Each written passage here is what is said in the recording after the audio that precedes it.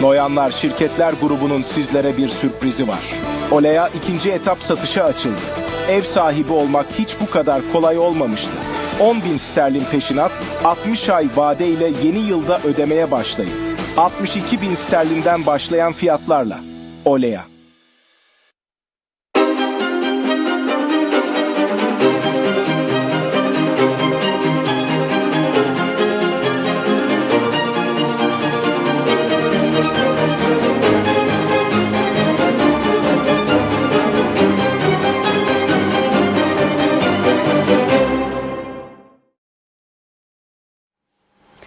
Merhaba sevgili izleyenler. Diyalog Medya Grubu Genel Yayın Yönetmeni Reşat Akar'la birlikte Gündem Özel programında sizlerleyiz. Ele alacağımız konuları hızlıca sizlere aktarayım. Evet, ilk olarak Roma'dan Güney Kıbrıs'a götürülen ve bu sabah Rum mahkemesine çıkarılan avukat Akan Kürşat ağır teminat koşullarıyla serbest bırakıldı. Kürşat kendisine yöneltilen suçlamaları kabul etmezken mahkeme ilk duruşmanın 29 Şubat'ta gerçekleştirmesini kararlaştırdı. Şartları yerine getiren Kürşat daha sonra kuzeye geçerek Girne'deki evine gitti. Konuyla ilgili olarak Barolar Birliği Başkanı Hasan Esendağlı ile canlı telefon bağlantısı gerçekleştireceğiz. Kıbrıs sorunuyla ilgili de karmaşık bir sürece girildiği gözlemleniyor. Liderlerle ikişer görüştükten sonra Atina ve Ankara'yı ziyaret eden Birleşmiş Milletler Genel Sekreterinin Kıbrıs özel temsilcisi Kueller, temasları hakkında açıklama yapmazken Dışişleri Bakanı Tahsin Ertuğruloğlu beklentisinin olmadığını açıkladı. Bu arada CTP'nin Rum siyasi parti ve örgütleriyle temaslarının yoğunlaştığı görülüyor. CTP heyetinin Rum Disi Partisi heyetiyle görüşmesi sonrasında bugün de CTP Kadın Örgütü ve POGO'dan Bütün Kıbrıs Bütün Kadınlar buluşması gerçekleşti. Kadınlar Kıbrıs'ın yeniden birleşmesi yönünde mesaj verdiler. Evet, CTP lideri Tufan Erhürman'la da bu konuyla ilgili olarak telefon bağlantısı gerçekleştireceğiz. Son olarak sınır kapıları. Evet, geçişlerde dikkat çekici artışlar devam ediyor. Çok sayıda Kıbrıslı Rum kuzeye, aynı miktarda Kıbrıslı Türk de güneye geçiyor. Araçlı geçişlerin yapıldığı Metan sınır kapısında yine uzun araç kuyrukları oluştu. Geçiş yapanlar uzun süre kuyrukta beklediklerini belirtti. Yetkililerin acil önlem almasını istediler. Detaylarıyla konuşacağız. Hepsi ve daha fazlasıyla sizlerle birlikteyiz. Evet, buyurun Reşat Bey. Evet, herkese hayırlı günler, hayırlı cumalar diyerek başlayalım. Şimdi günlerdir konuşuyoruz. Akan Kürşat, Kıbrıslı Türk avukat, ünlü bir avukatımız ve Aralık ayının son günlerinde eşi Cumhuriyet Meclisi Başkan Yardımcısı Fazilet Özdenefe ile birlikte yılbaşı tatili için Roma'ya gitmişlerdi. Fakat daha sonra bir sürprizle karşılaştılar. Avukat Akan Kürşat, İtalyan polisi tarafından gözaltına alınarak mahkemeye çıkarıldı ve hakkında tutukluluk emri verildi. Bunun gerekçesi neydi? Bunun gerekçesi Rum yönetiminin aslında 2005 yılında aldığı bir karar vardı. Avrupa tutuklama emri çıkarmıştı. Daha sonra bu kararı uygulamadı ve şimdi aradan bunca yıl geçtikten sonra Akan Kürşat'la ilgili bu kararı uygulamaya koyduğunu bildirdi. Ve bu çerçevede Akan Kürşat düne kadar Roma'da tutuklu bulundu. İlk duruşmalarda kendisinin Güney Kıbrıs'a iadesini isteyen Rum yönetiminin başvurusuna olumsuz karşılık vermişti. Güneydeki cezaevlerinin güvenilir olmadığını ve orada bir Kıbrıslı Türk'ün 2022 yılında vahşice öldürüldüğünü ortaya koyarak bu önemli savunmasıyla iadesi gerçekleşmemişti. Ve İtalyan mahkemesi yeni bir duruşma günü tayin etmişti. 6 Şubat diye. Bu kez 6 Şubat öncesi Akan Kürşat Güney Kıbrıs'a iadesini kabul ettiğini bildirdi mahkemeye ve Rum yönetimi de bunun üzerine Akan Kürşat'ın Kıbrıs'a getirilmesini sağladı. Dün Rum polislerinin eşliğinde Akan Kürşat Roma'dan Güney Kıbrıs'a götürüldü. Bugün de mahkemeye çıkarıldı. Akan Kürşat'ın mahkemedeki iddialara karşılık tümünü reddettiği bilgisi geldi ve mahkeme 29 Şubat'ta duruşmalarının başlaması kararını alırken 29 Şubat'a kadar da serbest bırakılmasını teminatla kararlaştırıldı. Teminat miktarı 10.000 euro nakit ve 2 Kıbrıs Bankası'ndan, tabii biz Kıbrıs Rum Bankası'ndan diyoruz, 65.000 euro da banka teminatı istendi. Rum kesiminde günlük yayın yapan Cyprus Mail gazetesinin internet sitesinde yer alan habere göre bu 10.000 lira nakit parayı eşi Fazilet Özdenef'e verdi. Diğerinin nasıl karşılandığını yazmadı. Bu çerçevede özür diliyorum. Bu çerçevede davası 29 Şubat'ta duruşması başlamak koşuluyla Akan Kürşat serbest bırakıldı. Yine mahkemenin kararı çerçevesinde her ayın 1. ve 3. pazartesi günü Metehan onlara göre Ayios Demedios Rum Polis Karakolu'na giderek ispatı vücut edecek Akan Kürşat. 1. ve 3. pazartesi. Şimdi Şubat'ın 1. pazartesini geçtiğimize göre 3. pazartesi, yani Şubat'ın artık son hafta günlerinde geçecek ve ispatı vücut yapacak. Zaten 29 Şubat'ta da duruşması başlayacak. Elde ettiğimiz bilgiye göre mahkeme kendisine bugün pasaportunu da iade etti. Yani kaçmayacağına emin oldu artık. Çünkü 10.000 euro nakit, 65.000 euro banka. Aynı zamanda zaten pasaport elinde de olsa bütün Avrupa ülkelerinde tutuklama emri geçerli olduğuna göre oralara da gidemez. Ama en azından kendisine bu jesti mahkeme yaptı. Şimdi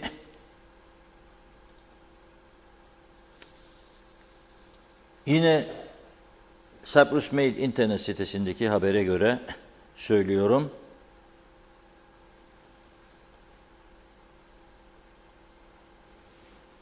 Akan Kürşat'ın suçlandığı davayla ilgili olarak diyor, 2 kişi daha var haklarında tutuklama emri çıkarılan. İsimleri açıklandı, verildi. Onun için gizlemek mümkün değil artık. Yani bütün sitelerde var. Birisi Tuncel Tahir Soykan diyor. Bu müteahhittir diyor. Birisi de müteahhidin mühendisi Kutsal Tokatlıoğlu. Bunlarla da ilgili diyor. Gary Robb davasıyla bağlantılı olarak Aga Development diye bu İngiliz şahıs bir şirket kurmuştu Kıbrıs'ın kuzeyinde ve Arapköy'de çok sayıda villa yapımına başlamış. İngilizlerden paralar toplamış. 57 İngiliz'den diyor Cyprus Mail. Ama konutları da bitirmemişti. Bu Arapköy aslında birçok açıdan ünlü bir köyümüzdür. Cevdet Bey'in de kulaklarını çınlatıyorum. Kilepini restoran. Kilepini Arapköy'ün eski adıdır. Neyse arkadaşlarımız, bu arada Kıbrıs Türk Barolar Birliği Başkanı Hasan Esendağlı'yı arıyorlar. Çünkü Hasan Esendağlı başından beri bu konuyla ilgileniyor Barolar Birliği Başkanı olarak. Aynı zamanda bugün de Akan Kürşat'ın duruşmasını izleyip onun kuzeye geçişiyle ilgilendi. O yüzden de Rum internet sitelerinde de adı düştü.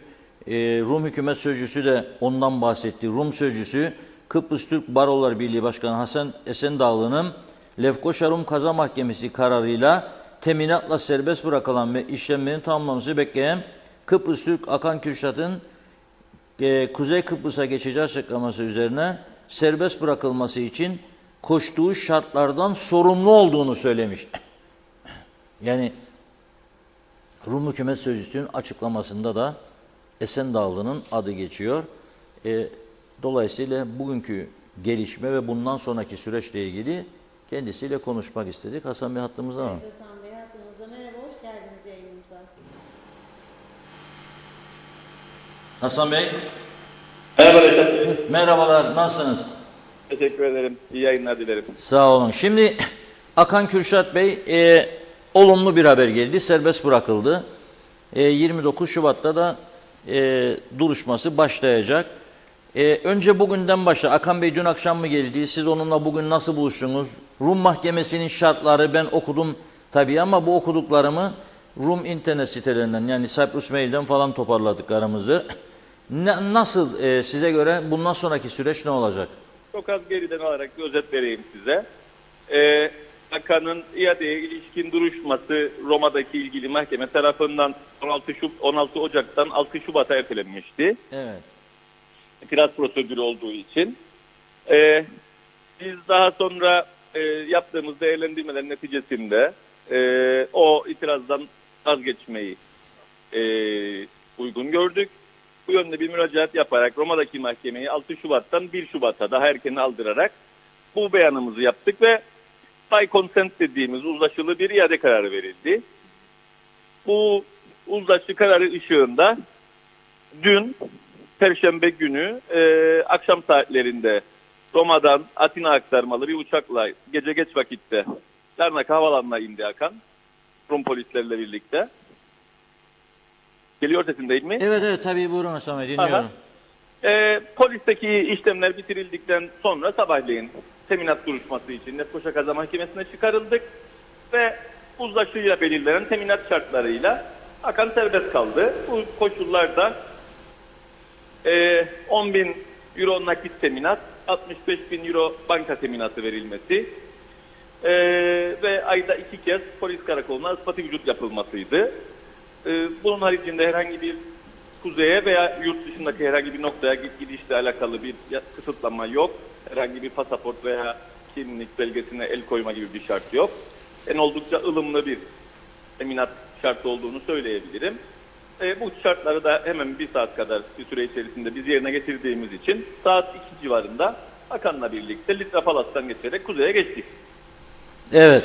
Şimdi bundan sonraki süreçte Akan Kürşat'ı neyle suçluyor Rum Mahkemesi? Bugün birçok dava okumuş kendisine. Nedir bunlar?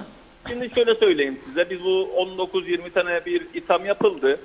Bunların tabii Akan'a izah yapıldı ama biz tercümesini istedik yazılı olarak. Tercüme geldiğinde tek tek hangi ceza yasasının hangi maddesine bağlı olarak itham edildiğini daha net söyleyebileceğiz size. Ancak olgu olarak bu işin kökeninde 2004-2005 yıllarında Verirop ve Aga Development'in Rum malları üzerine yaptığı inşaatların satışıyla alakalandırıyorlar Akan'ı. Olgu olarak bu olguya dayanır. Bu olgudan da ceza yasasında kendilerince oluştuğunu iddia ettikleri bir takım maddelerden dava getirmiş durumdadırlar Akan'a. Peki şimdi bu tabii 29 Şubat'ta başlayacak. O tarihe kadar diyor internet sitelerinde Rumların yayınları, o tarihe kadar serbest bırakıldı diyor. Bundan sonraki süreçte tutuklu yargılanması gündeme gelebilir mi? Siz ne bekliyorsunuz? Şimdi teknik olarak bizde de aynı ceza usul kanunu yürürlüktedir. Teknik olarak dava başladıktan sonra mahkemenin her celsenin sonunda sanığın tutukluluk durumuna ilişkin yeniden karar verme yetkisi vardır. Dolayısıyla bu o tarihe kadar geçerli bir teminattır. Ama hayır, yani biz teminat koşullarına uyduğumuz sürece orada sürpriz bir tutuklama olmasını beklemiyoruz. Ya da en azından Rum kesimindeki hizmet aldığımız avukatlardan bu yönde bir beklenti olmadığını söyleyebilirim. Peki bu yargılama sürecinde kim temsil edecek Akan Bey'i? Siz mi yoksa? Yani Türk avukatların yetkisi var mı? Yoksa Rum avukat mı? Rum avukat. Rikos Mapouiles isimli bir avukatımız vardı. Şu ana kadar zaten Akan'ın temsil ettiği polis ve mahkeme huzurunda. Davasını da o yapacak. Biz Akan'ın Kıbrıslı Türk avukatları ve arkadaşları olarak destek pozisyonunda veya geri çalışma pozisyonunda birlikteyiz. Peki bu Gary Rock davası çok karmaşık bir dava. Yani insanlar unuttu bile, aradan neredeyse 20 yıl geçti bu konuyla ilgili. Yani Rumlar bunu durup durduğu yerde çıkarmaz. Yani nereden yani bunu tekrar gündeme getirdiler? Burada bir soru işareti yok mudur? Ne diyorsunuz Şimdi siz? bu sorduğunuz Rumların kuzeydeki mülklerle ilgili politik duruşuyla alakalı olduğunu düşünürüm Reşat Bey. Bazı fikirlerim vardır bu konuda ama Akan'ın dava süreci bitmeden özellikle avukat olarak birazcık dikkatli olmam gerekir yapacağım beyanlarda. Belki bu dava süreci bittikten sonra bu konuları birazcık daha Barolar Birliği Başkanı sıfatımla ele alabilirim. Evet, iyi olur bence. Şimdi iki isim daha verdiler bugün. Bu daha önce de verdiler ama bugün de altını çizerek verdiler bunun. Tuncer Tahir Soykan ve Kutsal Tokatlıoğlu diye bu davayla ilgili iki kişi daha aranıyor diyorlar. Bundan haberiniz var mı? Vardı. 2005 ve 2007'de çıkarılan tutuklama emri 4 kişi aleyhineydi. Bir tanesi Geri Rop'tu, diğeri Akan Kürşat'tı. Diğer ikisi de bol saydığınız 2 kişiydi. Evet. Bunlar zaten bahsi geçen şirketin direktörler kurulunda, 3'ü direktör, Akan ise sekreter olarak ismi yazan kişiler olduğu için o tarihte çıkarmış tutuklama emirleri. Akan'la ilgili icra edildi. Geri Rop zaten yargılandı o tarihte. Bu bahsetmiş olduğumuz 2 kişinin şu anda aranan pozisyonda olduğu görülüyor. Size başvurdu mu bu aranan iki kişi yoksa sizin temaslarınız? Yok, hayır. Herhangi bir başvurular olmadı. Son şunu sorayım. Bu mahkeme süreci sizce yani çok uzun bir zamana sarkar mı? Çünkü bizim burada siz söylemek istemediniz ama konuştuğumuz bütün önemli ekonomik çevreler Rum tarafının bu hareketle kuzeydeki bu mülkiyet meselesini en azından yavaşlatmak yani dinamitlemek demeyeyim ben. En azından bu kadar fazla inşaat falan durdurmaya yönelik bir girişim olarak mı görülüyor? Ve bu uzar mı bu süreç? Sizce bu süreç ne kadar gidebilir? İstediği kadar götürebilir mi bunu yoksa? Öncelikle o değerlendirme, haksız değerlendirme değil. Çünkü Rum politikacıların ağzından biz onu duyduk. Amaçlarının kuzeydeki mülk satışlarıyla alakalı olduğunu. Bugün yani bizim kuzeydeki ceza prosedürümüzden oldukça daha hızlı bir adım atıldı. Dava hemen dosyalandı ve hemen gün aldı. Bizde normalde böyle olmaz. Dolayısıyla 28-29 Şubat'ta bu duruşla başladıktan sonra aynı hızla devam ederse ben çok gecikeceğini düşünmüyorum davanın. Evet, anladım. Peki bu süreçte sizi daha fazla şey etmeyelim. Hazır olduğumuzda daha detaylı konuşuruz ama Aynen. bekleyelim bakalım 29 Şubat'ta ne olacak. Yine konuşuruz. Aynen. Çok teşekkürler, sağ olun bağlandığınız için. Bizi birazcık daha davanın içeriğiyle ilgili bilgiler yapacak 29 Şubat tarihi. Tamam, teşekkür ediyoruz çok Hasan Bey. Ben teşekkür ederim, iyi yayınlar dilerim. Sağ olun. Evet, Barolar Birliği Başkanı Hasan Esendağlı konuştu. Bu süreci de yakından takip eden birisi. Bugün de Akan Kürşat'la birlikteydi. Ve bu süreç içerisinde kendisiyle temaslarının devam edeceğini, yani onunla ilgileneceklerini, ona destek olacaklarını söyledi. Rum tarafının, Rum polisi bunu belli etti diyor bugün. Amacının kuzeydeki bu emlak patlamasını, inşaatları engellemek olduğunu söylemiş. Yani bunun için çıkardık. Tamam da bunun prosedürü bu olmamalı herhalde değil mi? Yani bunun yolu eğer kuzeydeki geri gidelim 2004 Anlam Planı referandumundan önce bu ülkede bu kadar betonlaşma yoktu, bu kadar inşaat yoktu. Ne zaman patladı? 2004 yılında Rumlar güçlü bir şekilde hayır dediği zaman patladı. Ve o zaman gerçekten de yabancı ülkeler de iyi yaptınız kendilerine dercesine göz yumdu bu işe. Çünkü hayır dediler. Hatta geri gidelim. Kofi Annan o dönemin Birleşmiş Milletler Genel Sekreteri Güvenlik Konseyi'ne rapor sundu. Kıbrıs'ı Türklere yönelik ambargoların artık geçerliliğini korumaması gerektiği, kaldırılması gerektiği, Kıbrıs'ı Türklerin bir şekilde mükafatlandırılması gerektiği evet dedikleri için şeklinde. Fakat geçmedi o karar Güvenlik Konseyi'nde kabul edilmedi. Çünkü tabii burada çok etkili bir Rum-Yunan lobisi vardır. Bunu da kabul edelim dünyada. Şimdi geldiğimiz noktada mülkiyet patlaması devam etsin mi, etmesin mi? Bu konu tartışmaktan ziyade konuyu şuna bakmak lazım. Bu iki tarafında mülkiyet konusundaki mağduriyetini giderebilecek tek yol vardır. Nedir o yolda? kalıcı ve kapsamlı bir çözümdür. Kalıcı ve kapsamlı bir çözümle bu iş halledilebilir. Zaten sınır düzenlemeleriyle bile sadece eğer 2004'te kabul edilseydi anlam planı, sınır düzenlemeleriyle birlikte göç eden 74'te 200 bin Rum'un en az 110 bini o bölgelere geri dönecekti. Çünkü sınır çok geniş bir alan. Çok geniş bir alan. Ve oralarda evleri, arazileri olan 110 bin kadar Rum'u kapsayacaktı bu iş. Fakat reddettikleri için o alan şu anda askeri bölge olarak duruyor, ara bölge olarak duruyor. Bazı yerlerde Rum askerleri, bazı yerlerde Türk askerleri, bazı yerlerde Birleşmiş Milletler Barış Gücü var. Bunun dışında 60 bin Kıbrıslı Türk de yaklaşık yeniden göçmen duruma düşecekti. Olası bir çözüm durumunda. Çünkü Güzelyurt'ta verilecekti. Yeşilırmak'ta verilecekti. Yeşilırmak 400 yılı aşkın sadece ve sadece Türk köyü olan o köy de planın içerisindeydi.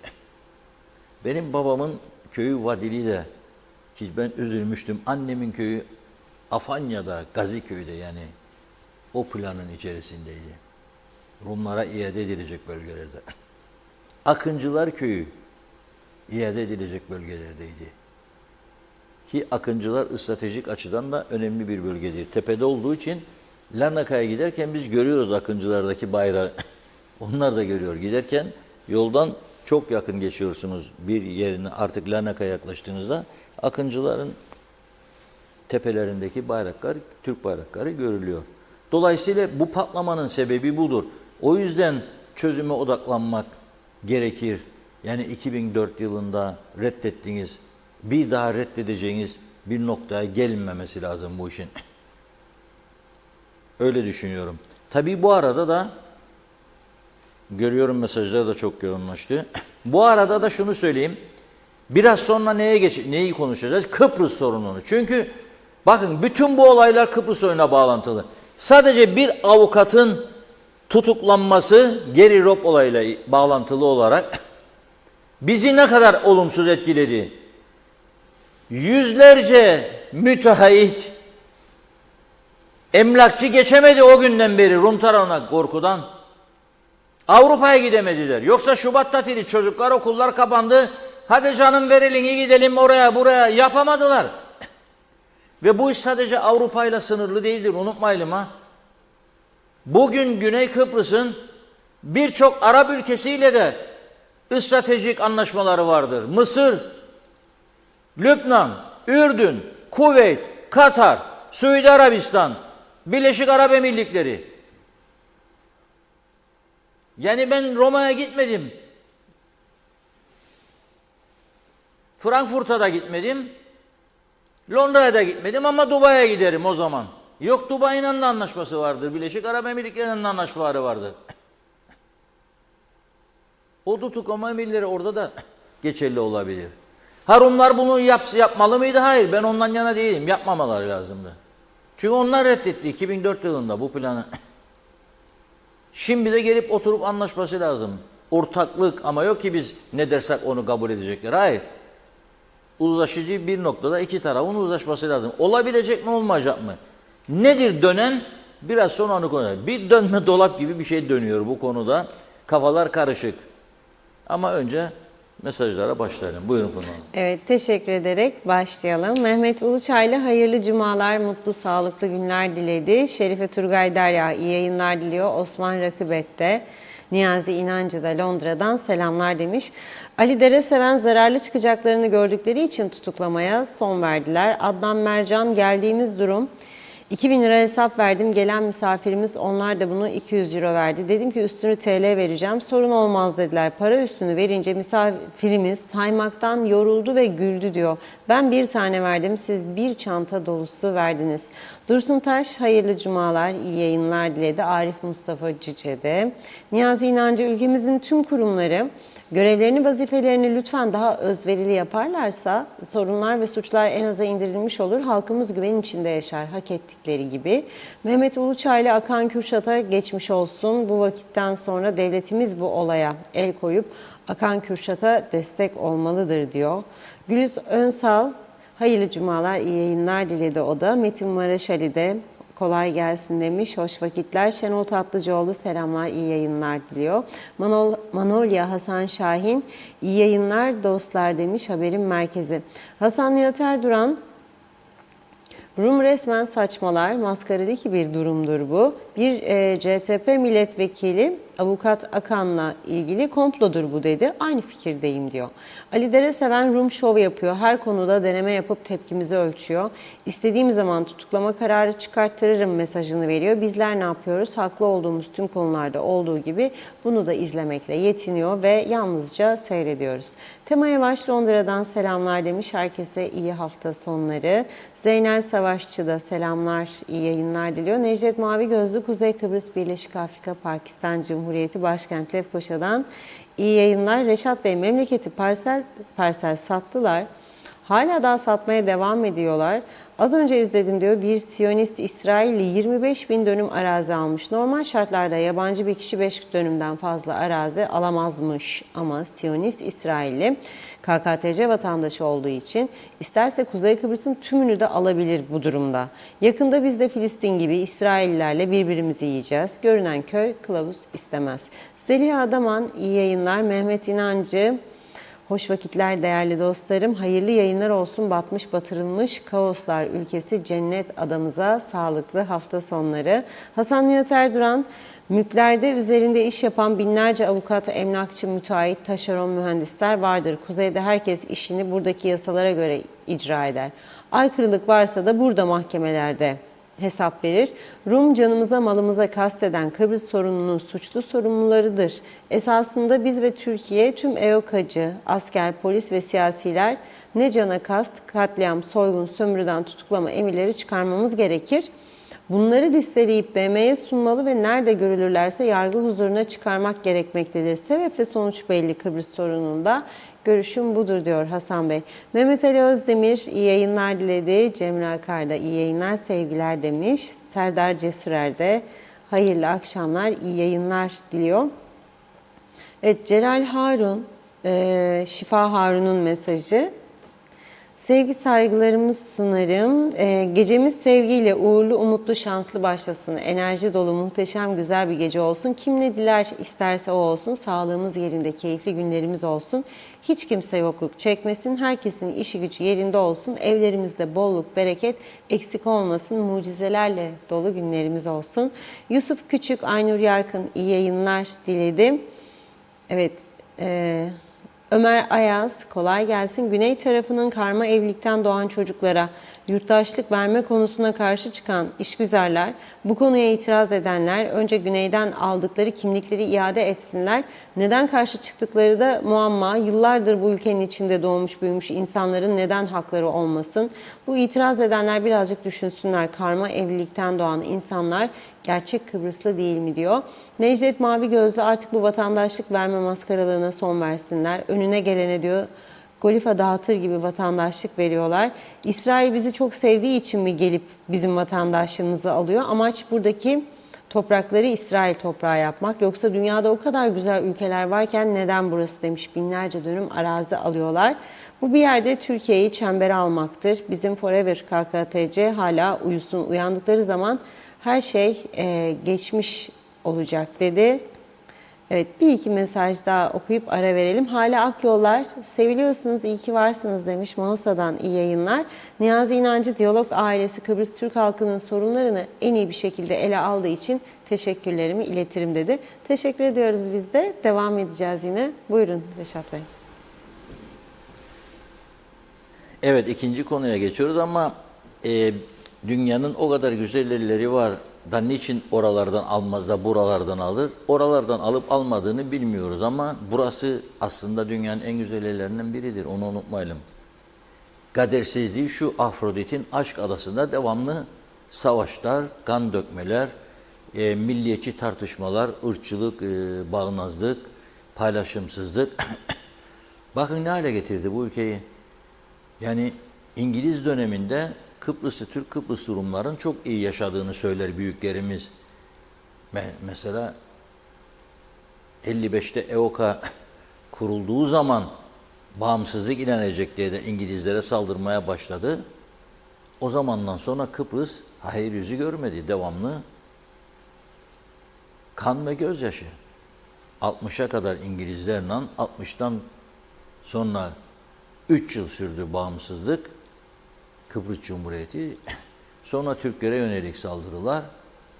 Onu da bazıları şeye bağladı. İşte Kıbrıslı Türkler bağımsızlık mücadelesinde İngilizlerin yanında yer aldığı için biz falan filan dediler. Ama gerçek durum o değildi tabii. Çünkü bir Enosis yemini vardı ortada. Şimdi o Enosis yemini sonrasında tabii 63-74 Kıbrıslı Türkler çok zor şartlarda direndiler. Bunu kabul etmek lazım. Tarihin altın sayfalarında yer alması lazım. Ben görüyorum o dönem mücahitlik yapan insanların şimdi paylaşımlarını, hayatta olanların gerçekten son derece önemli. Yarım gün okul, yarım gün mücahitliğe gidiyordu benim abim Ahmet Akar, Cemal abim Allah rahmet eylesin. Yarım gün okul, yarım gün asker. Mücahitlik yani. Düşünün, gece 12'den sabah 3'e kadar nöbete giriyor. 15, 16, 17 yaşındaki çocuklar diyeyim. 3'ten 7'ye kadar yatıyor, 7'de okula gidiyor. Yani böyle bir süreçten geçti. Onun için Rumlar da 74 harekatından sonra 200 bin insan göçmen oldu. Çok ağır kayıplar verdi. İki tarafın da bunu anlaması mümkün mü? Ve iki tarafın da artık bu kadar sorundan sonra, bu kadar olaydan sonra bu adada savaşsız, kavgasız yaşaması için bir ortak yol bulabilirler mi? Buna bakmak lazım. Şimdi Crans-Montana'da büyük bir şanstı Kıbrıs sorunun çözümü için. Çünkü iki Limasollu ve iki çözüm yanlısı anlam planına evet kampanyası yürüten Nikos Anastasiadis, DİSİ'nin başkanı iken Cumhurbaşkanı olduktan sonra aynı kendisi gibi Limasollu olan bizim Cumhurbaşkanımız seçilen Mustafa Akıncı ile çok kapsamlı müzakereler yürüttüler. Ve çok da ilerlediler. Ama son noktada şimdiki Rum yönetimi başkanı Nikos Christodoulidis Dışişleri Bakanı'ydı o günlerde. Artık mesele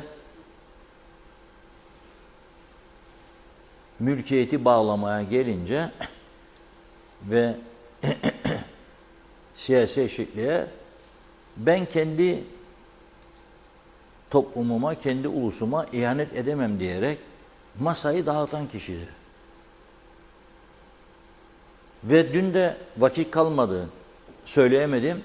Yapılan kamuoyu araştırmalarına göre de ama şimdi kendisine olan güven oldukça azalmış ve bugün yeni bir seçim olması halinde ikinci tura kalma şansı dahi yok diyorlar. Anketlerin sonucu bu.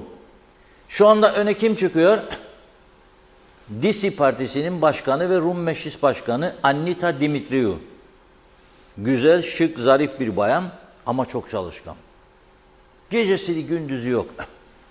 Ve geçtiğimiz günlerde de 2-3 gün önce de bu hafta içerisinde yani hem Cumhuriyetçi Türk Partisi'ni hem de Toplumcu Demokrasi Partisi'ni ziyaret etti. Aslında UBP ile de görüşmek isteyip istemediğini bilmiyorum. Çünkü sağ partidir DİSİ'de. Onunla da görüşmesi mümkün olurdu. Ekranda gördüğünüz bayan işte Rum Meclis Başkanı'dır. Kadın olunca meclis başkanı gördüğünüz gibi çok daha etkili oluyor girişimleri. Çünkü Avrupa zihniyeti ve gittiği bütün ülkelerde Rum liderinin görüşemediği insanlarla görüşebiliyor. Ve devamlı gidiyor. Brüksel, Strasbourg, başka ülkeler, Arap ülkeleri geliyor. Burada yabancı büyükelçilerle görüşüyor. Güvenlik Konseyi'nin daimi üyesi ülkelerin büyükelçilerine yemek veriyor. Ve işte son temasları CTP heyetiyle, Başkan Tufan Erhürman ve ekibiyle Sonra Toplumcu Demokrasi Partisi heyetiyle görüşmeler yapıyor. Ve Kıbrıs sorunun çözümüyle ilgili de önemli mesajlar veriyor. Yani diyor ki bu çözüm şarttır. Kıbrıs böyle kalamaz bu şekilde. Şimdi bir taraftan da bu gelişmeler oluyor. Birleşmiş Milletler Genel Sekreteri daha önce dedi ki Crans-Montana'dan sonra bir dahaki süreçte çözüme gidileceğinden emin olmazsam temsilci atamayacağım dedi. Ne oldu şimdi de atadı? Emin olmadan mı atadı bunu? Eğer bizim Dışişleri Bakanımıza bakarsak Sayın Tahsin Ertuğruloğlu'na evet başarılı olmayacak. Tahsin Bey dün Ankara'daydı. Dışişleri Bakanı Hakan Fidan'la görüştü. Hakan Fidan daha sonra Genel Sekreterin özel temsilcisi Koyer'la görüştü. Görüşmeden sonra Koyer'la detaylı bir açıklama yapılmadı. Sadece bir araya geldikleri duyuruldu. Sadece. Ama bugün Tahsin Bey Ankara'da bir basın toplantısı düzenledi. Ve basın toplantısında dedi ki Maria Angela Holguin Cuellar'dan bir beklentimiz yok. Önemli bölümlerini okuyorum size. Bir beklentimiz yok, olması da mümkün değildir diyor. Kıbrıs sorununu zaten bilmiyor diyor. 6 aylık süre içinde inşallah yapacağı temaslardan bu konunun ne olduğunu iyice saptayabilecektir diyor. Ve bu arada Rumlara silahlanma konusunda mesaj veriyor. Şunu iyice öğrensinler diyor. İstedikleri kadar silahlansınlar. Bu coğrafyada Türkiye'ye karşı askeri bir başarı sağlama şansları sıfır bile değildir diyor. Boşuna para harcıyorlar. Şimdi Bayan Cuellar'ı Kıbrıs sorununu bilmemekle suçluyor ve başarı şansı yok diyor. Ama öte taraftan Birleşmiş Milletler gibi bir örgütün genel sekreteri de diyor ki ben emin olmadan bir adım atılacağına atamayacağım demişti ve atadı ve 6 ayda bir süre koydu. Şimdi burada bir çelişki var. Yani Tahsin Bey'in söylediğiyle yürütülenler farklı. Çünkü Türkiye'de bakın Dışişleri, Yunanistan'da başbakan düzeyinde görüştü. Mitsotakis'te. Önce Atina'ya gitti Kıbrıs'tan sonra. Atina'da Mitsotakis'le görüştü. Sonra Ankara'ya geçti. Ankara'da görüştü. Şimdi Londra ve Brüksel'e gidecek. Yani Kıbrıs sorununu bilmeden atamaları mümkün değil, bilmiyor diyor. Herhalde bir yani kendisine normal bir memura briefing verirler. Nasıl davranacak diye. Yok ki bu kadar üst düzeyde bir göreve getirilen biri Kıbrıs'ı bilmiyor. Ama kadın dedi ki görüştükten sonra iki liderle Kıbrıs'ta 2'şer kez ben dedi konuşmayı değil işrahat yapmayı seviyorum. Beklemeyin benden. Öyle memnunum da memnun değilim de işte Türk tarafı böyle de Rum tarafı böyle de falan filan. Çünkü bu da kelimeler üstünde taraflar birbirine saldırıya geçiyor. Bu da diyor Rum'la yanlısıdır der bizimkiler. Onlar da Türk yanlısıdır der. Nitekim İngiliz Yüksekokulu. Bakın ama bana göre değil.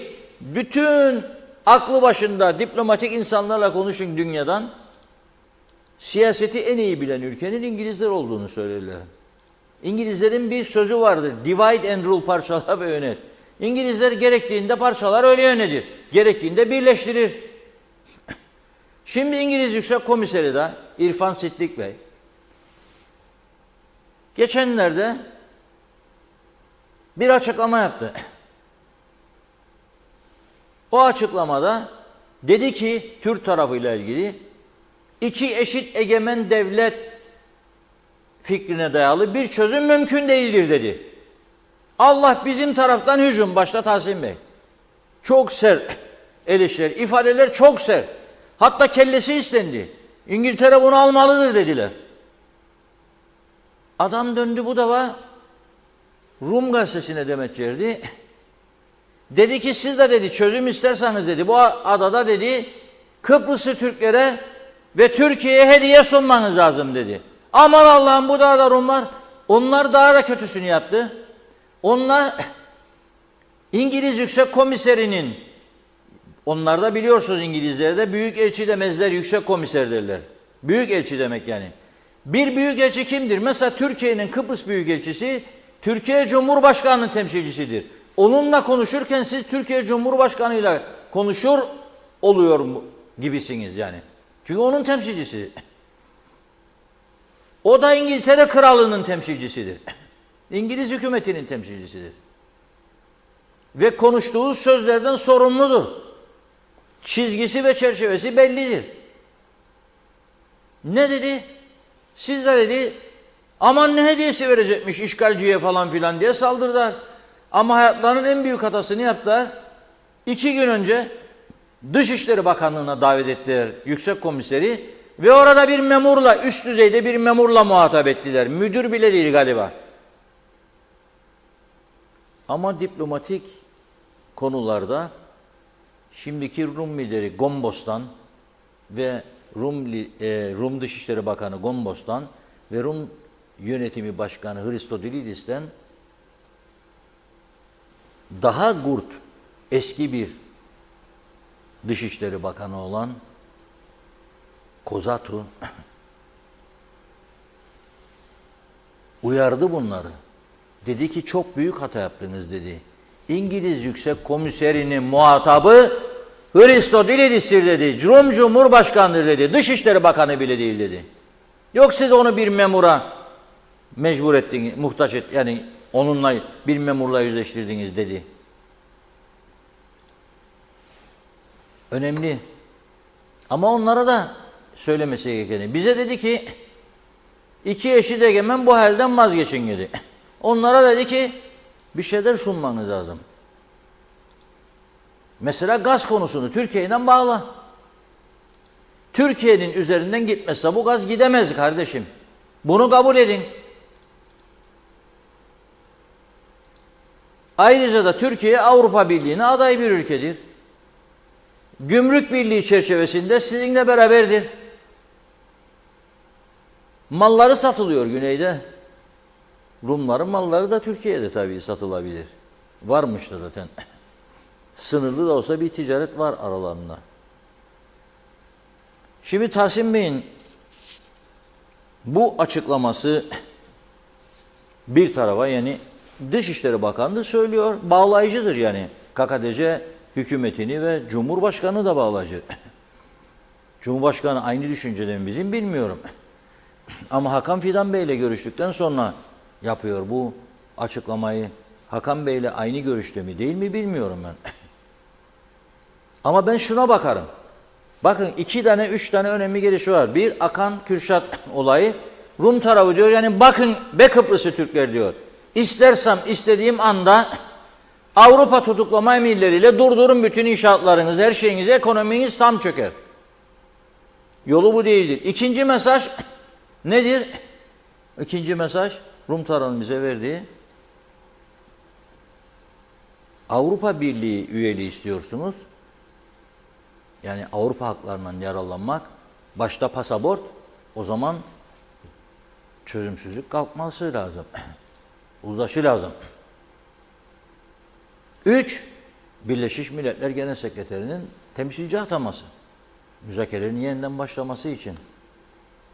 Yani bu nedenleri öne çıkarıldığı bir dönemde şimdi siz Birleşmiş Milletler'in atadığı genel sekreterin bir temsilciye bir beklentimiz yok diyorsanız, yani kadına demek istediğiniz şu: boşuna gelme buralarda zaman kaybedesin. Zaten kadının muhatabı Dışişleri Bakanı değil, Cumhurbaşkanı'dır. Yani güneyde de Cumhurbaşkanı, kuzeyde de. Bir başka önemli olay da son günlerde ana muhalefet olan Cumhuriyetçi Türk Partisi'nin Rum siyasi partileriyle görüşmeleri, toplantıları artırması dikkatinizi çeker mi bilmiyorum, ben söylüyorum size. İşte 2 gün önce Annita Dimitriou ile Rum Meclis Başkanı ve DİSİV lideriyle gerçekleşen görüşmenin ardından, ki ondan önce Akel ile görüştüler. Akel ile DİSİ'nin ikisinin oy oranı %60 civarıdır.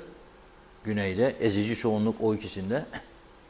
Şimdi bugün kadınların buluşması vardı. Cumhuriyetçi Türk Partisi Kadın Örgütü ve POGO heyetleri, bütün Kıbrıs, bütün kadınlar adı altında bir toplantı gerçekleştirdiler. POGO heyeti de AGEL'e bağlıdır bildiğim kadar, AGEL Kadın Kolları.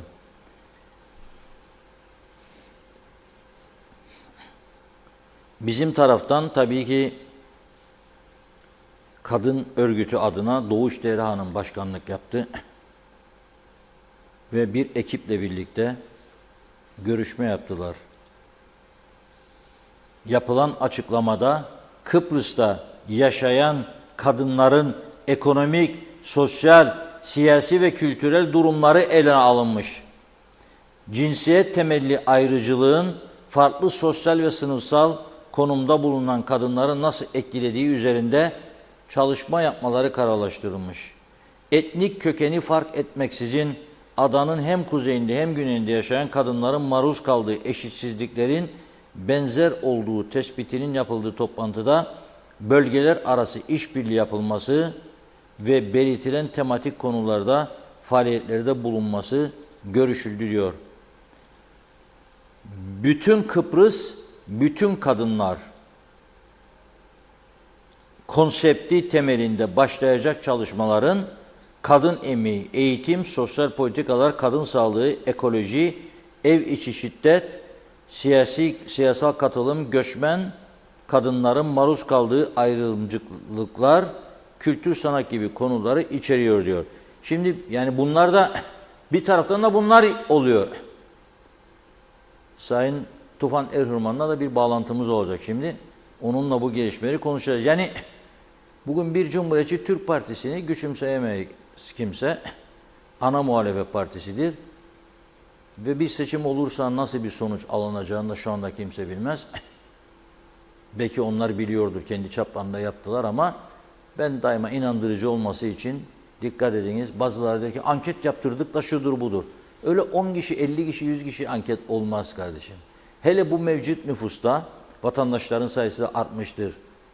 Forever TRNC'de. Arttığına göre vatandaşların sayısı, bu işte çok deneyimi olan bir kişi olduğumu söyleyebilirim. Kıbrıs Medya Grubu'nda özellikle 6 ayda bir yaptırıyorduk biz kamuoyu araştırması. Çünkü o zaman Kadem vardı. Muharrem Faiz Bey'in kulaklarını çınlatıyorum. Adanın en güvenilir, en kapsamlı araştırma şirketiydi. Biz o dönemde bile 1270'in altında araştırma yapmadık. 1270 kişinin altında yapmadık. En iyi sonucu da 2500 kişiyle yaptığımızda aldık. Milletvekili seçimi vardı. Parlamentoya girecek 45 kişinin adını da tutturmuştu anket. Biz 50 kişiden yani 50 kişilik parlamentoda kimlerin yer alacağını bir hafta önce biliyorduk. Ve 45'i girdi, isabet etti. O bize verilen listede. Onun için kapsamlı bir kamuoyu araştırması yüz yüze görüşerek 2500 ile şimdiki nüfusa göre bence 3000-3500 çok sağlıklı sonuçlar alabilirsiniz. Yok öyle 30 kişi 40 kişi telefonumu yaz ya internetime başlattığım bir şeyde al bunu, olmaz.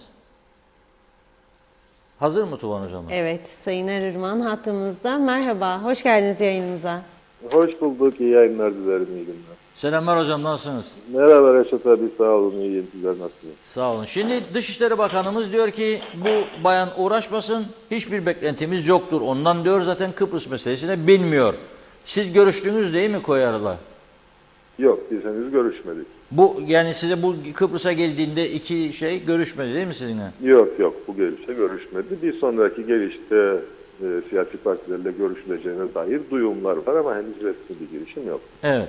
Peki siz bu girişimlerden bir sonuç bekliyor musunuz? Bu kez bir de partinizin böyle Rum siyasetiyle ilişkilerde bir atak politikası izlemeye başladığını görüyorum. Eskiden de görüşülüyordu ama şimdi daha bir hareket gibi görüyorum.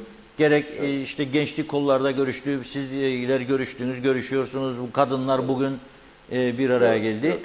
Bundan sonraki süreç nasıl şekillenecek sizce? Reşat abi, birinci soruyla ilgili şunu söyleyeyim. Tabii ben Tahsin Bey'in söylediklerini okudum ama benim yorumum hep baştan itibaren şu oldu. Yani Sayın Cuéllar'ın CV'sine baktığınız zaman, tabiri caizse yani özgeçmişine baktığınız zaman yani uyuşmazlıkların çözümü konusunda tecrübeli bir hanımefendi olduğu ve CV'sinden anlaşılıyor. Onu geçin ama esas itibariyle Sayın Guterres'in kişisel temsilcisi Sayın Cuéllar.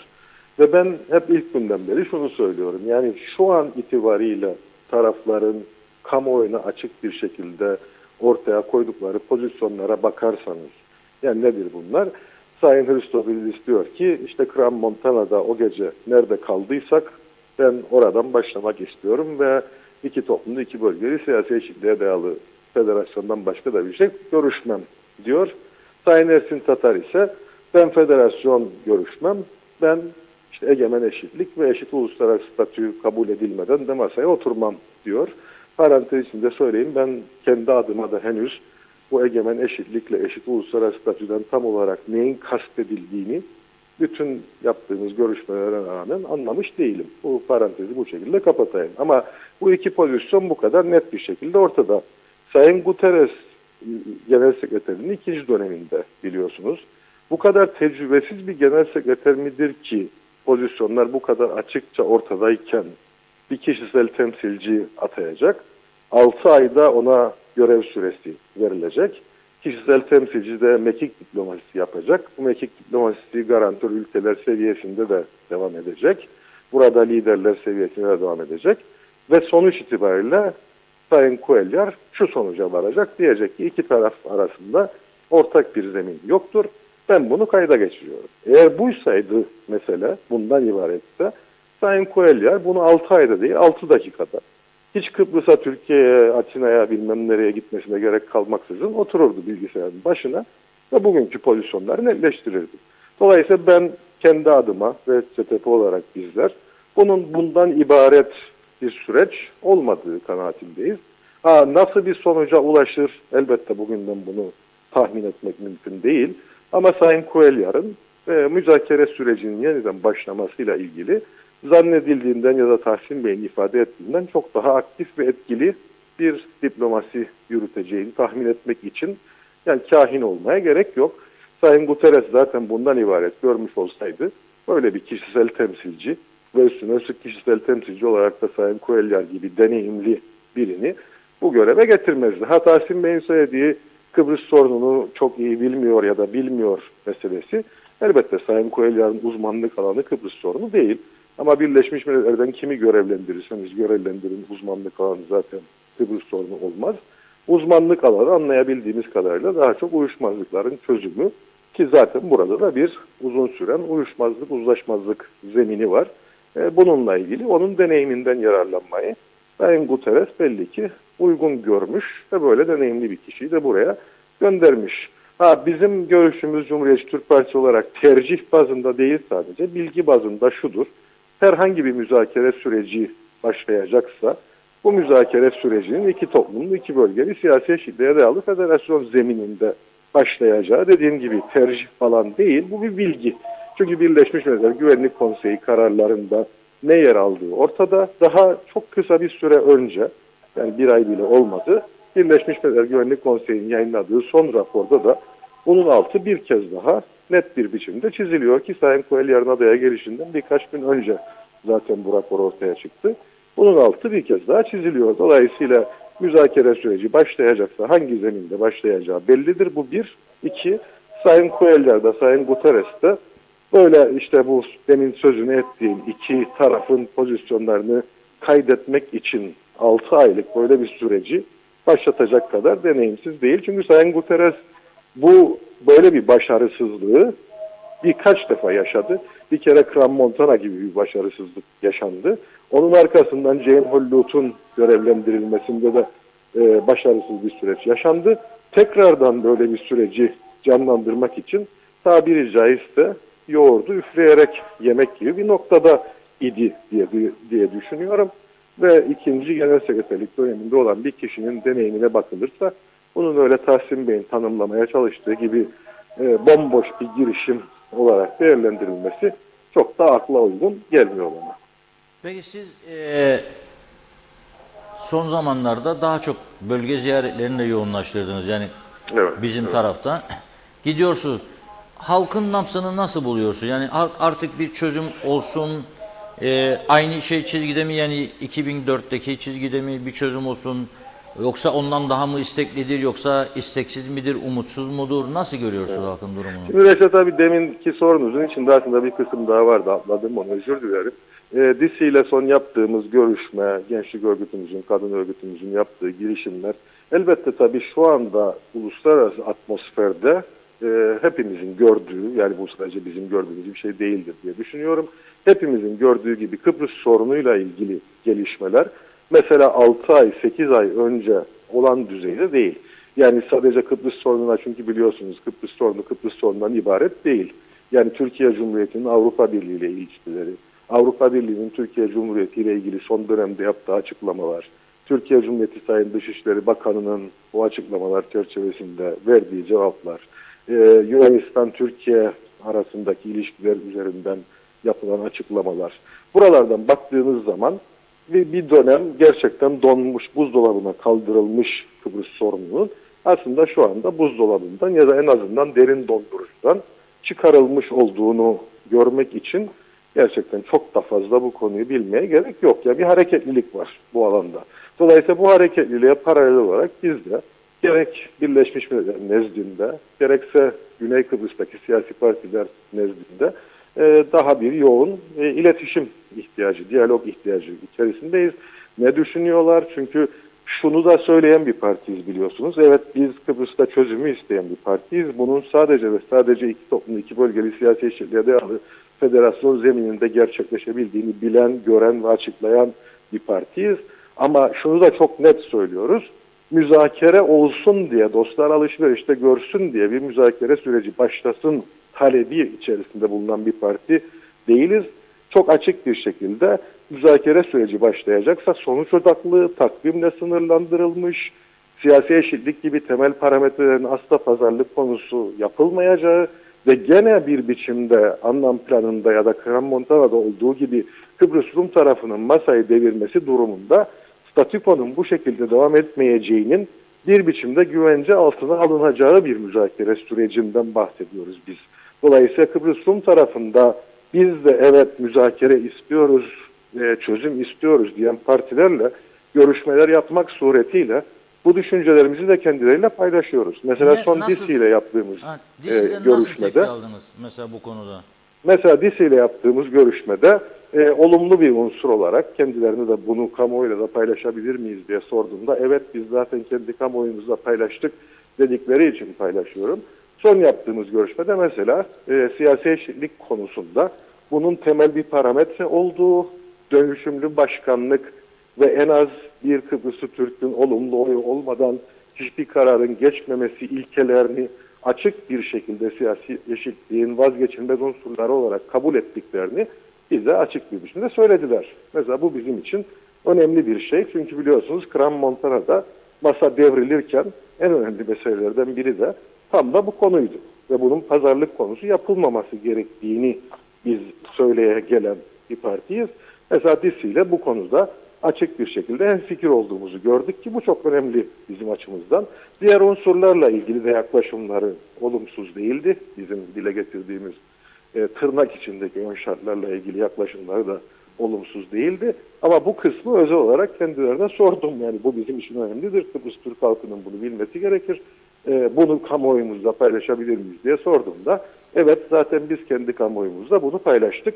Dönüşümlü başkanlık ve one favorable vote diye bilinen en az bir Kıbrıslı Türk'ün olumlu oyu olmadıkça hiçbir kararın federal devlette yürürlüğe girememesi ilkelerini siyasi eşitliğin vazgeçilmez unsurları olarak kabul ettiklerini açıkça beyan ettiler. Şimdi bu iletişimi biz tam da bu söylediğim çerçevede yoğunlaştırıyoruz. Çünkü önemli olan Kıbrıs Rum kamuoyunun da eğer bir federasyon çözümüne ulaşılacaksa bunun nasıl bir federasyon olacağını şimdiden anlaması, siyasi eşitliği sindiremeyenler varsa ki Sayın Anastasiadis'in ve Sayın Hristodoulidis'in geçmişte ben bunu topluma nasıl anlatırım diye sorguladığı unsurdu siyasi eşitlik. Bunun ne anlama geldiğini bilmeyenler ya da sindiremeyenler varsa bunları şimdiden anlamaları ve sindirmeleri gerektiği bizim için son derece önemli. Çünkü tekrar vurguluyorum, bizim derdimiz dostlar alışverişte görsün diye bir müzakere masasının tekrar kurulması değil, bir müzakere masası kurulacaksa bunun bizi gerçekten çözüme ulaştırmasıdır. Kıbrıs'ın kuzeyinde yaptığımız halkla ilgili temaslarda da şunu bir kez daha görüyoruz. Yani Kıbrıs Türk halkı çözüm isteyen bir halk. Tabii ki çözümün modeli konusunda farklı tercihler söz konusu olabilir. 2004'teki bir hava şu an için tabii ki sahada yok. Çünkü 2004'te çok somut bir plan vardı ortada. Şu anda henüz o anlamda bir plan falan yok ortada. Ama Kıbrıs Türk halkı Kıbrıs sorununun çözümsüzlüğü dolayısıyla bedel ödeyen bir halk. Bunu sadece biz çözüm isteyenler değil, çözümü bizim kadar istemeyenler de söylüyor. Sonuçta üstümüzde izolasyonlar var, sınırlılıklar var. İşte gençlerimizin spor yapması konusunda, uluslararası müsabakalara katılması konusunda bile engellerle karşı karşıyayız. Elbette insanlarımız bunun çözülmesini istiyor. Bu somutlaştık sonra, yani bir çözüm masası ortaya çıktı ve bir plan özelinde bu somutlaştık sonra biz bu çözüm iradesini yeniden aynen Annan Plan döneminde olduğu gibi ve Akram Montana döneminde olduğu gibi çözüm iradesinin yeniden çok somut bir şekilde ortaya çıkacağının işaretlerini kendi halkımızla yaptığımız görüşmelerde de görüyoruz. Peki son şunu sorayım kısaca. Bu hareketlilik Kıbrıs sorununda daha çünkü Bayan Koyer yeni başladı temaslarına. Ana vatanlarından görüştü. İşte sırada Brüksel var, Londra var. Ondan sonra dönüp Kıbrıs'ta muhalefetle görüşmesi var falan. İşte Mart sonuna geleceğiz. Nisan'dan itibaren mi yani artık sizce bu Kıbrıs sorunu ilkbaharda mı canlanmaya başlar? Daha tabii yani tahmini olarak Reşat abi ben de aşağı yukarı sizin gibi öngörülere sahibim. Yani bu 6 aylık sürenin ilk 1-2 ayının tabiri caizse bir peşrev süreci olacağını öngörmek doğru olur diye düşünüyorum. Tahsin Bey'in söylediği gibi Kıbrıs sorunu konusunda donanımın tam olması zaten Sayın Koelyar'ın şu anda mümkün değil ama eminim ki çok kısa bir süre içerisinde alana hakimiyeti artacaktır. Ama bu ilk 1-2 ay belli ki peşrevle geçecek. Biraz sahayı tanıma çabasıyla geçecek ki hepimiz gözlemledik. Sayın Koelyar kendi uyuşmazlık çözümü konusundaki deneyiminden hareketle sadece liderler düzeyinde değil, daha böyle sivil toplum düzeyinde de görüşmeler gerçekleştirmeyi tercih ettiğini açık bir biçimde ortaya koydu ve bunlara başladı da. Siyasi partilerle ilgili görüşme duyumları da herhalde bunun bir parçası olarak ortaya çıkıyor. Dolayısıyla sizin dediğiniz gibi herhalde bu 6 aylık sürenin 3. ayı, 2. 3. ayı itibariyle bu alandaki hareketliliği Sayın Koelyar'ın artacak gibi bir öngörüde bulunmak yanlış olmaz sanırım. Evet, çok teşekkür ediyoruz Sayın Ben teşekkür ederim. Erhürman. Hayırlısı olsun, başarılar diliyorum. Sağ olun. Sağ olun. Evet, şimdi tabii bir de şu var.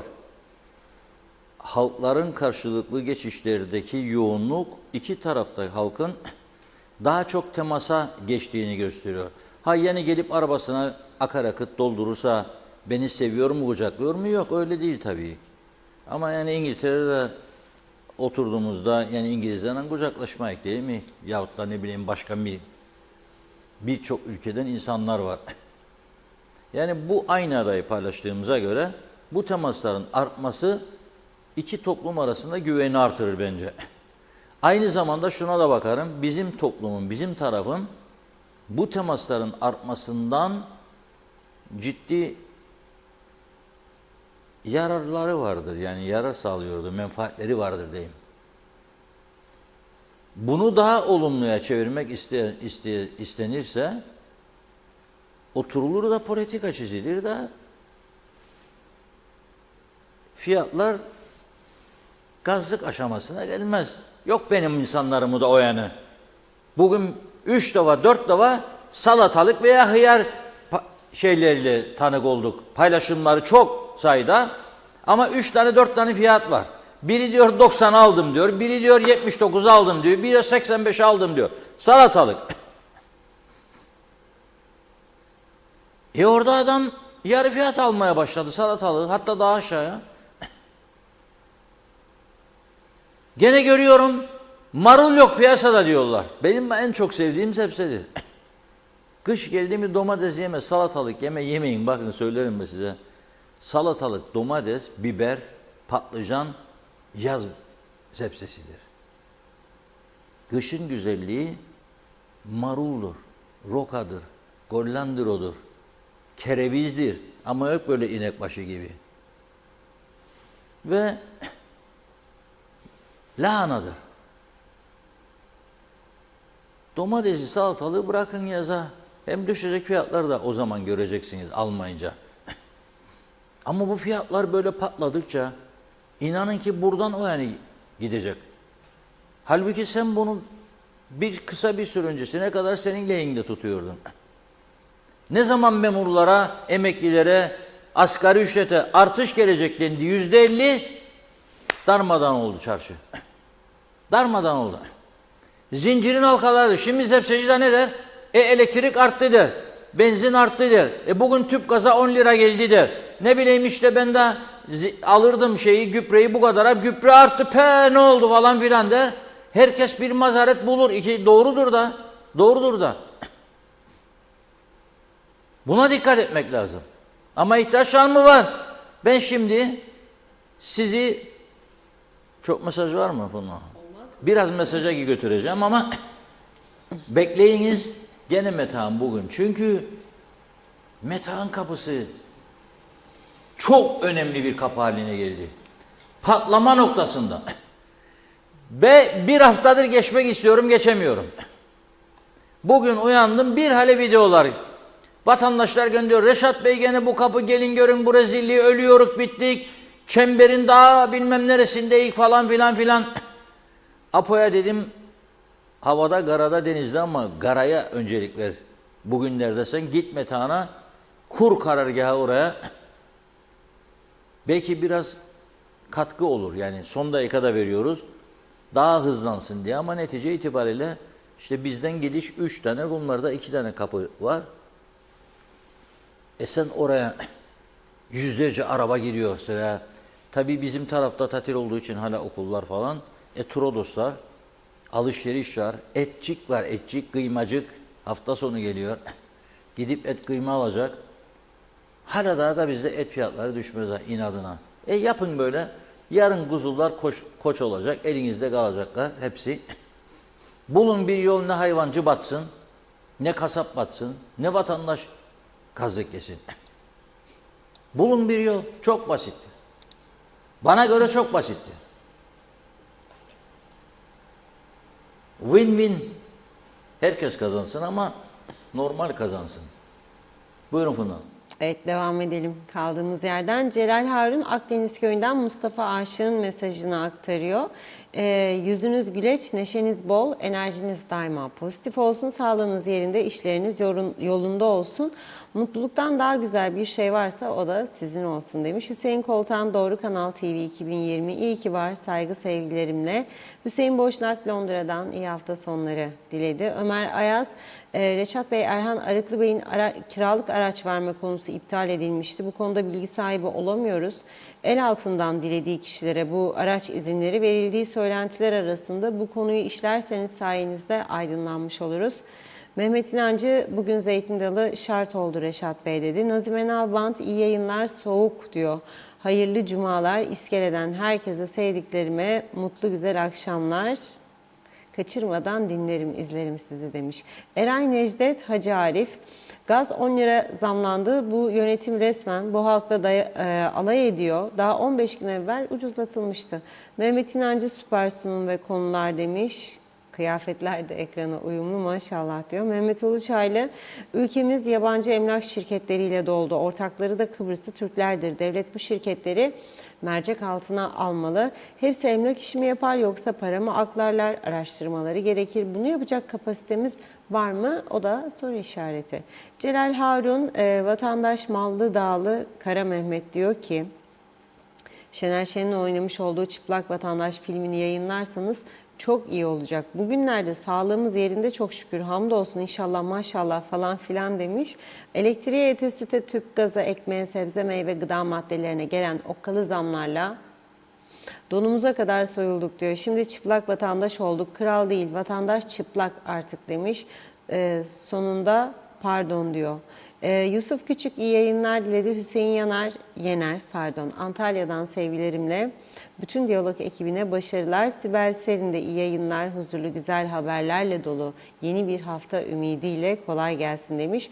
Ali Dereseven, verdiği büyük tavizler dışında garantörlüğün kalkmasını ve askerlerin gitmesini savunan bir cumhurbaşkanı, benim cumhurbaşkanım olamaz. Mehmet Uluçay'la ekonomik gücü yerinde olan Rum yönetimi bizimle bir anlaşma yapmak için niye çaba harcasın? Anlaşma ister gibi yapıp hep uzatmaları ve masadan kaçak taraf olarak niye diyor dünya bunu görmüyor? Bu da ayrı bir soru işareti. Türk tarafı her zaman barış elini uzatmaktadır. Sevgi Taşçı iyi yayınlar, Aygun Nuri de iyi yayınlar demiş ve diyor ki bugün internette okudum. 18 köpek Güzel Yurt Barınağı'nda bir gecede kayıp oldu. Ne oldu bu canlar? Sorumluluklarını alamazlarsa yapmasınlar bu işleri. Onlar da can taşır, bir açıklama yapılması gerekir demiş. Mehmet Şenler kolay gelsin, hayırlı cumalar. Ali Dereseven tek taraflı karar veren yabancı görüşmeciler anlaşma konusunda asla yararlı olamaz diyor. Dursun Sönmez 4. Cumhurbaşkanımız Sayın Mustafa Akıncı ile de görüştü. Kamil Basmacı, Reşat Bey iktidarda olan hükümet zaten anlaşma istemez. Sayın Dışişleri Bakanı ha var ha yok, ayda bir çıkar 2 kelime söyler kaybolur diyor. Bunlarla bir şey olmaz. Dursun Sönmez, evet bugün biz de biraz değişiklik için karşı tarafa geçmek istedik. 2 kez denedik ama mümkün olmadı. Çok büyük eziyet demiş. Bu konuda ısrarınızı lütfen devam ettirin. Hüsniye Melözer, köyümüzde bile böyle konuşmalar yapılmazdı. Üst kademedeki siyasiler konuşurken esaslı düşünmeli. Hasan Nihat Erduran, Tahsin Bey gerçekleri dile getirdi. BM önce sebep kim, sonucu nedir sorusuna cevap arasın ve bizim olmadığımız anayasal bile olmayan yapıya Kıbrıs Cumhuriyeti demekten vazgeçsin. Ambargolara ulaşımı çözsün, bıraksın geçinelim. Zaten iki ekonomi eşit olmadan çözüm ummak hayalden ibarettir. Denklem çok basittir demiş. Halil Ertaş Londra'dan sevgiler dedi. Alper Aligüllü de her zaman doğru kanal, doğru haberler. Halil Ertaş, ülkede böyle çapsız siyasetçiler var olduğu müddetçe hiçbir çözüm olmaz. Herkes cebini doldurmaya bakıyor. Turgay Gezen, Bayan Kueller Kıbrıs sorununu çözsün diye temsilci olarak atanmadı. Kıbrıs'taki taraflar ve garantör devletler arasında başlaması muhtemel müzakerelerle ilgili olarak arabuluculuk yapsın ve genel sekreteri bilgilendirsin diye atandı. Bu görevine çok da fazla bir anlam yüklememek lazım. Çünkü Kıbrıs sorunu uluslararası bir sorundur ve garantör devletlerin ortak bir noktada buluşmasıyla çözüm mümkündür diyor. Aynur Yüzügüler iyi yayınlar diledi. Osman Mele'de kolay gelsin, herkese iyi hafta sonları dilerim demiş. Bir mesaj daha okuyup ara verelim. Ali Dereseven, Reşat Bey Erhurman'ın konuşmalarını dinledik. Size soruyorum, Kuzey Kıbrıs'ta halkın ve haksızların karşısında halkını düşünen mevcut bir muhalefet var mı diyor Ali Bey. Daha yine mesajımız var ama sonrasında devam edeceğiz. Teşekkür ediyoruz. Buyurun. Evet, şimdi bizi arabada dinler Ali Cevat arkadaşımız, taksicidir. O yazıyor. Diyor ki şu an güneydeyim diyor. Coca-Cola'nın yanındayım. Bilirler zaten, Coca-Cola fabrikası var. Oradan bizim kapıya kadar çok uzun bir mesafe var. Ve diyor ki galiba bu akşam burada kalacak diyor. Arabayı çek Ali'ciğim bir kenara. 2 tane zivaniye. Ondan sonra uyu yastığın üzerinde. Çünkü bu gidecek gibi değil. Evet, Dursun Hoca'ma da teşekkür ederim. 2 kez denedik diyor, gidemedik. Ben de her gün deniyorum, gidemem. Vaktim yok zaten. Yani yarım saatte gideceğim, geleceğim. Gidemedim. Ne yarım saat değil, 1,5 saat sıra bekleyeceğim. Öyle vaktim yok. Buna bir çözüm bulmak lazım. Ya bu böyle olmaz.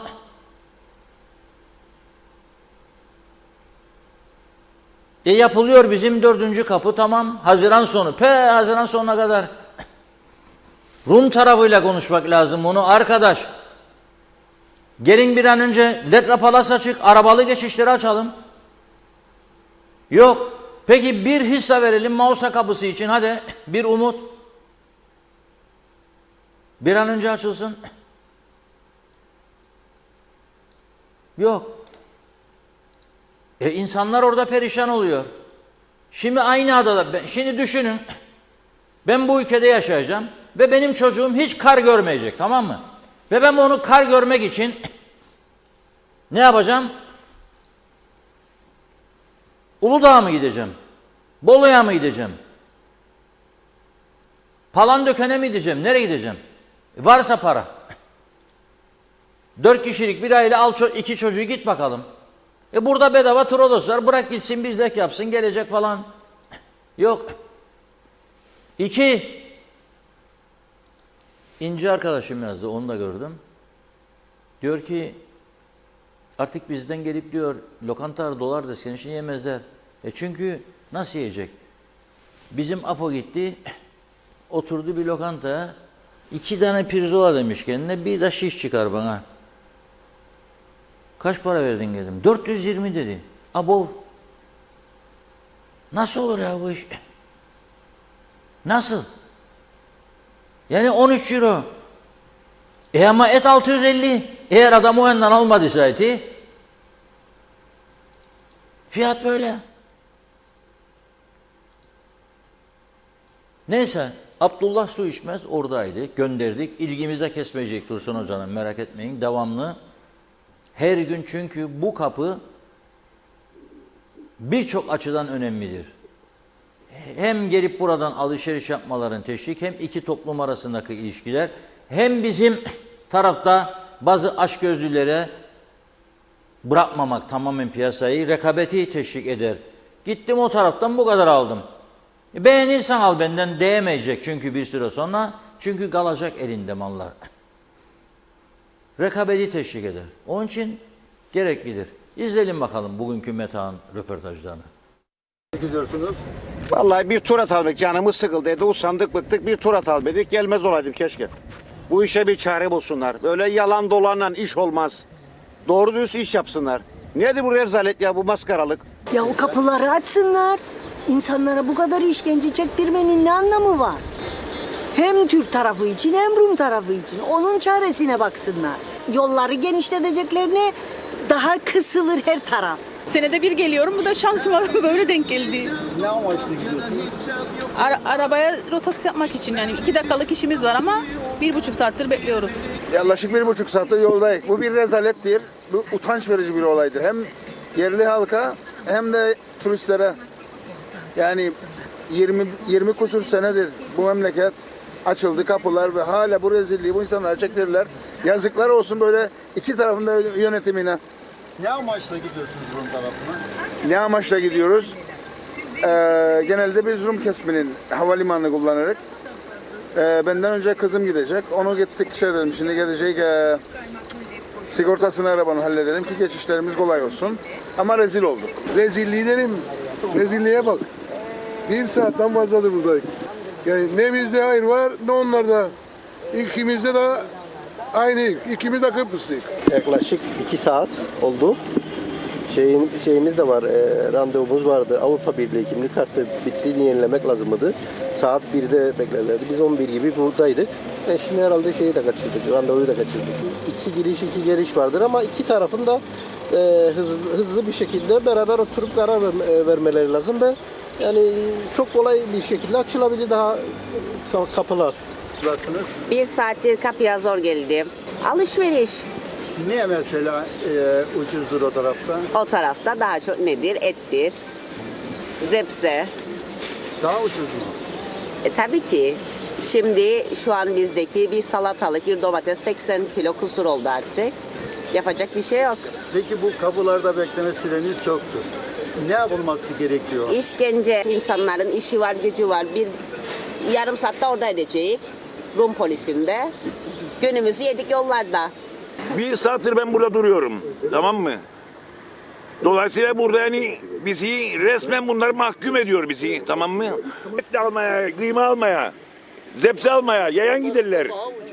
Aynen orada daha ucuzdur. Burada bizi keserler, biçerler. Bunların Allah'ı yoktur be, bunların Allah'ı yoktur be. Temmuz'da Ağustos'da açılmış yol. Rum'da orada hiçbir başlangıç yapmadı. Değil mi ama? Bir de şu var, bak burada bir sürü araba var. Bu yapacaklar bin bir türlü iş var. Tamam mı? Niye yapmıyorlar? Onların elinde değil. Bizde kafa yoktur ama onlara kafa vardır. Yani başka bir kapı daha, yani ikinci, üçüncü bir kapı daha olsa daha iyi olacak. Çünkü yani bu şekilde ne kadar yaparlarsa yapsınlar trafik her zaman sıkışık kalacak. Yani bir çözüm bulmaları lazım. İkinci veya üçüncü kapı şarttır. Almaya giderim abi. Ne yalan söyleyeyim. Daha ucuz mu? Daha ucuz abi. Kuzunun fiyatı ha bizde belli. Bu insanlara bu eziyettir. Ben şeyin çemberinden girdim sıraya. Meta'nın çemberinden girdim sıraya. 45 dakika, 1 saattir buradayım. Gerçekten bilmiyorum ama yani bunun çözülmesi lazım bir an önce. Bak, geneli ucuzdur. Yani onlar buraya geliyor alışveriş ama o tarafta daha ucuzdur her şey. Yani şu anki bizim sebze fiyatları çok pahalı oldu. Orada daha ucuzdur bazı şeyler. Nescafe'si olsun, bilmem nesi olsun daha ucuzdur. Bu kapıların iyi çalışması için ne yapılması gerekiyor? Her iki tarafın da birbiriyle anlaşması gerekiyor tabii ki. Yani yalnız bir tarafın bir adım atması yetmiyor gördüğünüz gibi. Bizim taraf biraz daha etkin görünüyor bu noktada. Ama Rum tarafı pek gidiş gelişlerden mutlu değil gibi görünüyor. Buyurun. 2 saattir kuyrukta bekliyoruz. Bir de 2 saat oradan buraya, 4 saat. Ne anladık bu işten?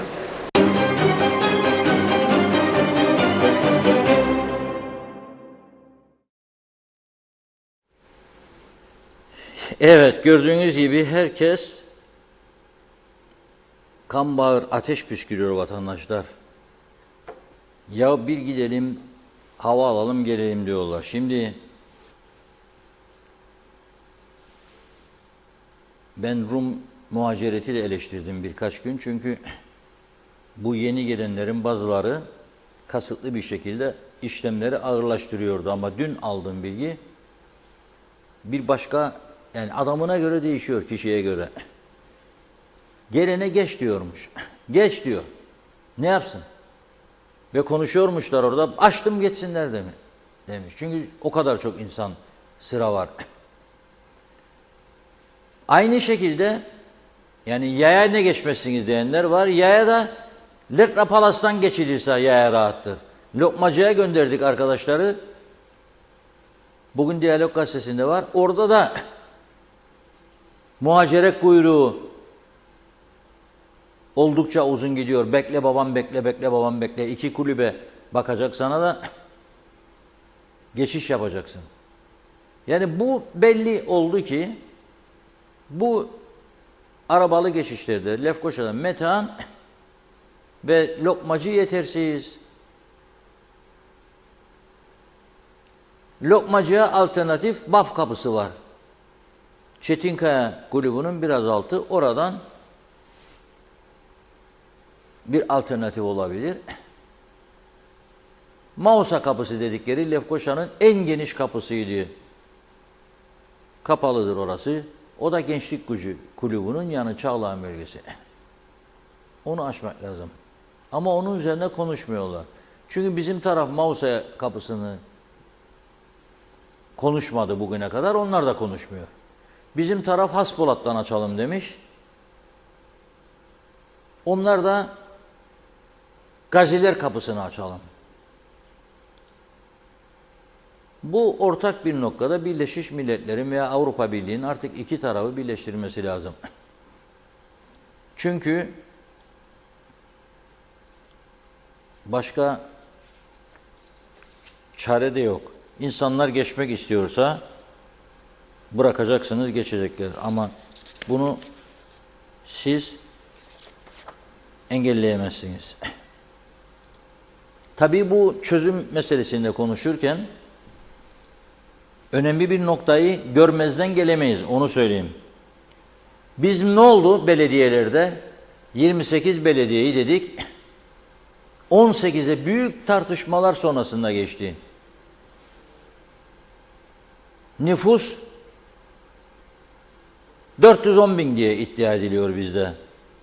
Güneydeki nüfus 1 milyonun üstünde. Onlar da Avrupa Birliği'ne paralel reformlar çerçevesinde sürdürülebilir olmayan belediyeleri kapatma kararı alınmış. Diyor ki toplamda 20 belediye olacak diyor. Hatta 28 belediye ve 63 köy birleştirilerek diyor 18 belediye düşürülecek. Ve devletin yaptığı katkı da sınırlandırılıyor. Yıllık sabit 117 milyon euro. Bütün belediyelere. Bizim bunları görmemiz lazım. 28'den 18'e düşürüldü. İyi mi oldu? İyi oldu. Yok işte göreceksiniz hizmetler daha da çökecek, şu olacak, bu olacak, öyle bir şey yok. Biz gözümüzde büyütüyoruz. Çünkü bu işi iyi yürütebilecek adam seçmemiz lazım. Bakın yarın dedi Tuvan Hoca dönüşümlü başkanlıkta ısrarlıyız. İşte bir Kıbrıs'ı Türk'ün onayı şarttır diye geçecek kararlarda. Dönüşümlü başkanlığı bize vereceklerine ben ihtimal vermiyorum tabii. Aynı zamanda da hiç ısrar etmiyorum. Çünkü bizim bu yapımızla, bazıları beğenmeyecek belki bu söylediğim ama bu yapımızla biz iyi siyasetçi yetiştiremedik. Yani Avrupa Birliği'ne gidecek, Fransa Cumhurbaşkanı'nın beraber da karar alacak. Yani eğer zaten mesela çevre konusunda karar alınacaksa, kendi ülkesinin çevresini hiç bugüne kadar düşünmemiş, hiç korumayı önemsememiş insanlar nasıl gidip dünya çevre politikası üzerinde fikir beyan edecek, daha şeye katılacak falan filan. Yani olduğumuzdan büyük görmeyelim kendimizi. Kaç tane son yıllarda Orta Doğu Teknik Üniversitesi'ne gidip bitiren vardır? Forever Tiyarensi'ne söyleyin. 74-84 yılları arasında, hatta 74 demeyeceğim, 74 öncesinden 70 yıllarından itibaren, 68-70'lerden itibaren Kıbrıs'ı Türkler, Boğaziçi Üniversitesi, Orta Doğu Teknik Üniversitesi,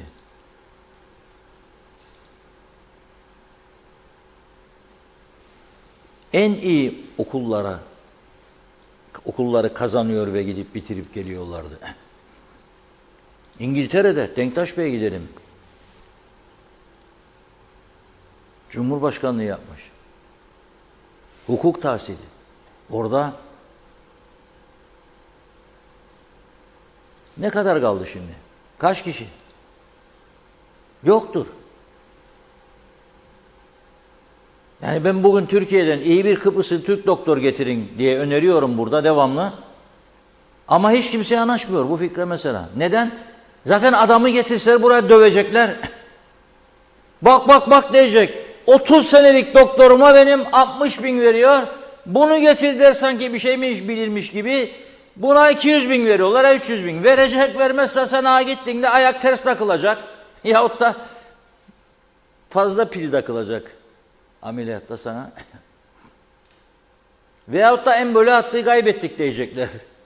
Kurtarma şansı varsa bile. Öyle yapıyorlar demiyorum şimdi, doktorlarımızı kötülemem ama her alanda uzman ihtiyacımız olduğu bir gerçek. Yani ben hiçbir zaman Kıbrıs'ta ona çözdüm. Bunlar dönüşümlü başkanlık. Seçimde kim gelirse gelsin. Yeter ki beni azınlık görmesin, azınlık hakkı vermesin. Bir, iki, niçin yapıldı bu nüfus mübadelesi? Herkes, Türkler daha çok kuzeyde yoğun olsun, Rumlar daha çok güneyde yoğun olsun. Ki çatışma olmasın. Üç, iki tarafın da caydırıcı gücü olsun. Ne o gelip beni öldürebilsin, ne ben onu gidip öldürebileyim. Dışta da tek temsil eder. Zaten bu gidişte, hani biz bağırıyoruz burada, İsrailler geldi bizi aldı falan, Yahudiler şunlar bunlar. O tarafta da yabancıların sayısı gittikçe artıyor. unuttuğumuz bir gerçek var. Bu çözüm elbet bir gün olacak. Yani çok fazla gecikeceğini artık ben düşünmüyorum ama gecikse bile yani Limassol limanı ticarette ağırlıklı olacak. Mısırlılar da çalıştılar. Yani biz akıllı Kıbrıs Türkler gidip de Mısırlıyı atacak oradan. Bizim ideolojimize aykırıdır deyip Mısırlıyı dövüp atacakken oradan yapabilecek bunu yani zannederek. Burada yaptık. Çünkü korku psikolojisi bununla ülke yönetiliyor. Oy vermeme gösterim sana örgütlere falan filan filan. İşten attırırım. Orada attıramazlar işten. Attıramazlar. Zaten o kültür yoktur. Ya buna hazırlıklı olmak lazım. Hazır mı? Hazır değil bence. Ben görmüyorum o hazırlığı. Bak ha, adamlar 18 belediye düşüreceğim diyor. 1,5 milyondur yaşayan nüfus. Vatandaşları ben söyleyeyim demin. İngilizler, Almanlar, Ruslar, İsrailliler bu savaştan sonra, Lübnanlılar. Çok insan var. Ve daha da talep var. Kıbrıs güzel ülkedir. Biz kıymetini bilemedik. Lağım sularından kapladık Kıbrıs'ın kuzeyini. Bak ne diyor dün bayan? Vidanjör getirdim diyor, 2400 diyor. Ne demek ya bu çağda vidanjör hala da. Toprak ne oluyor toprak? Ve o bölgelerde, köylerde o toprağın üstünde zepse yetiştirir insanlar. Kuyular daşarı yayılır. Sonra kanser olduk. Ya ne olacak sonumuz canım? Sonuç bu. Bilgisizlik, düşüncesizlik, görgüsüzlük ve böyle yönetim. Böyle yönetile işte sonuç ortada. Son mesajları alalım Funda Hanım, buyurun. Evet. Şemi Mutsuz, uzunca hızlıca okuyayım mesajı. Hükümet edenlere soruyorum. Kuzey Kıbrıs vatandaşı İtalya'da yakalanıyor. Hükümet ne yapıyor? Mahkemeye çıktı. Avukat desteği yapıldı mı? Kıbrıs'a getirildi. Herhangi bir çaba sarf edildi mi? Hayır demiş. Kürşat'ın tutuklanması, suçlanması esas suçlu hükümet edenlerdir. Rum mallarına inşaat izni veren kimdir? Düşünün demiş. Atama Dışişleri Bakanı Ertuğruloğlu Kıbrıs sorununun çözülmemesi için elinden geleni yapıyor, uğraşıyor. Örnek Pile Yiğitler yolunun başlaması. Neden Yiğitlerden değil de direkt Pile'den, ara bölgeden başlandı? Bunu biri çıkıp açıklayıp izah edebilir mi? Sırf hırgür çıksın diye. Ben Güzelyurt'ta çalışıyorum. Oradaki narenciye üreticileri hepsi şikayetçi. Kimden mi? Elbette hükümet edenlerden. Ürünleri dalında kaldı. Türkiye'ye gönderilen ürünler geri geliyor. Neden? Çünkü orada da ambargo var. Giden malların içerisinde yaprak dal çıktı diye tır geri gönderildi. Alınmadı. Çadır yırtık diye tır geri gönderildi diyor. Böyle duyumlar alıyorum. Reşat Bey araştırın, gerçekten doğru mu? Şayet doğruysa sadece yazıklar olsun diyorum. Ambargoyu uzakta aramayalım. Ambargo biz yanımızda arayalım ve içimizde demiş. Ömer Ayaz, yerli halkın nüfusu ne kadar soruyorum. Her yerli vatandaşın cebinde Güney'in kimlik kartı var. Karma evlilikten olanlara haklar verilecek. Yani kuzeyde her birey yerli kişi, Avrupa ve Güney yurttaşı ise diyor. Geriye demiş, yalnızca toprak meselesi kalıyor. Anlam planı zamanında verilecek olan toprak zaten biliniyor demiş. Rum toprağı almamakla kendi ayağına sıkmış oldu. Büyük fırsatı kaçırdılar demiş. İkinci fırsat referandumda hayır demeleriydi diyor. Ancak burada yalnızca toprak meselesi kalıyor. Onu da halledin. Avukatlar aracılığıyla kuzeyden Rumların da toprak alımı zaten var. Demek oluyor ki kağıt üstünde kalan prosedür, halkın anlayacağı dilden konuşun. Yok barışa hayır diyenler beslemekten çok memnun oldukları için barışa hayır diyenlere bu açıkça ortadadır demiş. Biz öyle anlaşılmaz bir milletiz ki malı mülkü olan ana babamızın elinden mallarını aldıktan sonra kapı önüne koyuyoruz. Bu çıkarlar bitmedikçe de anlaşma olmaz. Turgay Gezen Kıbrıs Rum kesiminde DİSİ Partisi'nin tavrı çok önemli. Çünkü DİSİ Güney'de en büyük parti olmasının yanında unutmayalım ki anlam planına evet demiş bir partidir. Erdal Yarkın iyi yayınlar diledi. Şevket Tecel, seracıları batıracağız domates salatalık yemezsek diyor. Ulus Şomunoğlu Kıbrıs meselesi sayısız genel sekreter eskitti. Zannetmeyin biri bu işe çare bulacak. Nazime Nalbant, gaza indirim demişlerdi, kaç gün oldu düşürmüşlerdi, şimdi üstüne koydular. Yarın yine elektriği de koyacaklar. İnsanlar bunlara nasıl güvenecek diyor. Sayar Aker, cesur basın parmak sallamazsa siyasi oyalamalar ceplere zarar katar. Mehmet İnancı, Metehan kapısı çile kapısına dönüştü. Ne zaman rahatlama olacakmış? Haziran mı demişler, şaka gibi. İnci Soyer, Rumlar eskisi gibi alışveriş yapmıyor diyor. Dikkatimi çekti, restoranlarda, mağazalarda, marketler eskisi gibi değil, boş. Bunu bilhassa kendi gözümle gördüm. Aç gözlü esnaf şok oldular herhalde. Rahmi Beyoğlu iyi yayınlar demiş. Niyazi İnancı, pahalılık halkın belini büküyor. Oy verecek vatandaş bulamayacak. Tüm partiler. Menteş Çağla, o da iyi yayınlar yazdı. Halil Ertaş, diğer memleketlerde memur takımı halkın işini kolaylaştırmak için çalışır. Lakin diyor, bizim memur takımı halkı süründürmek için elinden geleni yapıyor. Ali Cevat, Reşat abi, kuzeydeki yol çalışması başladı. Rum yönetimi inşaata hala başlamadı. Hani Ağustos'ta bitecek? Hangi Ağustos'ta? Merak ediyorum demiş. Halil Ertaş, onu okuduk. Yusuf Tuncer Barkut, oldukları yerde kontak kapatsınlar. Hem Türkler hem de Rumlar. Günay Şeherli, ülkede pahalılık aldı yoluna gidiyor. Şimdi esnaf haklı, insanlar da haklı. Haksız olan devlet. Bize kurdan kazığı değil, bildiğiniz Roma kazığı attırıyorlar. Devlet denetimi yapıp ceza kesmek mecburiyetindedir. Halkını koruyamayan devlet hiçbir şeyden söz edemez. Ali Cevat, kuzeyde kasaplar hayvanları satarlar ancak alacak kişiler belli. Her gün kasap arkadaşımın yanında görüyorum alanları. Genelde meyhane ve zengin kesimleri demiş.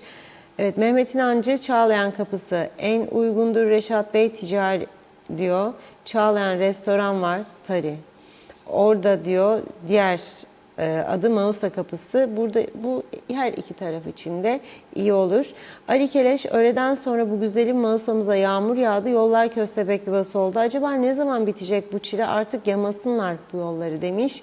Eriç Alas, hatalısınız diyor. Millet geçmek istediği için illaki geçebilir diye bir şey yok. Kuzey Koreliler Güney Kore'ye geçebiliyor mu demiş. Geçmek isteyenler eğer trafik varsa bekleyecekler dedi. Salih Mullalı, her şey güzel olacak. Hüseyin Kaya Erdal, Rum tarafından buraya kanser tedavisine gelenler var, haberiniz var mı demiş. Ümit Çaplı, süpersiniz diyor. Fikret Gönlübol, Umahan Davulcu iyi yayınlar diledi. Bakıyorum, zannediyorum. Evet, tamamladık. Çok çok teşekkür ediyoruz. Buyurun Reşat Bey. Gecenin nemimi düşmüş gözlerine, ne olur ıslak ıslak bakma öyle. Askerde ben birdenbire Türk halk musikisiyle tanıştım. Evet. Yani daha doğrusu biraz da halkımızla tanıştım. Çünkü orada Anadolu'nun çeşitli yöresinden gelmiş onlarca, yüzlerce, binlerce genç bir aradayız. Ya bir de baktım ki yani benim o anda hissettiğim özlem, duygu, işte evime olan özlem, eşime olan özlem, çevreme olan özlem. Yani bundan ifade edilecek his değil yani. Bu hisset ifade etmiyor. Dedim ki o zaman ben ya biraz bakayım Türkçe söyleyeyim. Önce bir ağzıma ters geldi tabii, İngiliz aksanıyla söylermiş gibi. Ya bu yeni DJ'ler gibi var ya. Ha şeker çocuk falan diye. Man falan diye böyle anons yapan DJ'ler gibi. Önce öyle söyledim açıkçası. Sonra bunun çok vahim bir şey ve ayıp bir şey olduğunu yani. Türk'üne karşı bir edepsizlik ettiğimi idrak ettim hemen. Evet. Ve babama koştum. Baba dedim ya ben onu doğru söylemek istiyorum, Türkçe söylemek istiyorum. Türkçe söyleyeceğimi istediğimi duyunca peder doğrusu biraz yumuşadı. Enteresan. O zaman dedi oğlum dedi madem dedi Türkçe söyleyeceksin sen bu işin içerisine biraz dedi Türk sazlarını filan da dedi sok dedi. Ona tabii her zaman olduğu gibi ilk başta bir hayır filan dedik. Sonra iki sene sonra yaptık. Sustu benim dillerim, kilidi vurdun heceme. Sensiz tutmaz dizlerim, dermanım ol. Gel gel gel, gel gel gel, gel gel gel, gel gel gel, gel efendim gel gel gel. sultanım ol gel. Ve askerden döndükten sonra benim elimde 2 tane beste vardı. İşte 3-4 tane de akor öğrenmişim gitarda. Evet. O akorları orada bütün cömertliğimle kullandığım 4 tane adet akoru. Çok güzel.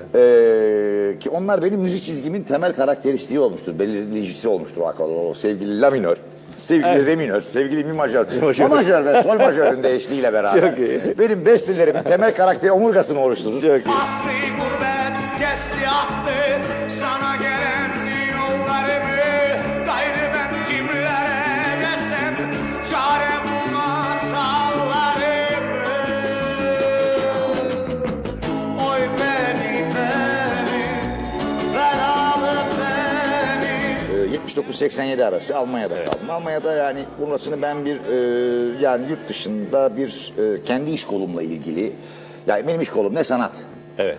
Yani müzik, tiyatro ve onun yan şeyleri, işte televizyon falan gibi şeyler değil. O konuyla ilgili yani kesinlikle ben bu kelimeyi, yani efendim işte bir sürgünde ıvırdı zıvırdı bu kelimeleri kullanmak istemiyorum. Ben bunu hayatımın 8 yılının çok önemli ve değerli bir bölümü olarak algılamayı tercih ediyorum. Mutlaka mesleğinle ben master ilgili. yaptım adeta. Evet, mesleğinle ilgili çok Mesleğimle şey ilgili bir gördüm. sürü şey öğrendim.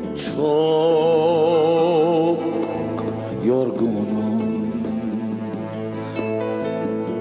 Beni bekleme kaptan. Seyir defterini başkası yazsın. Seyir defterini başkası yazsın. Çınarlı, kubbeli, mavi bir liman. Beni o limana çıkaramazsın.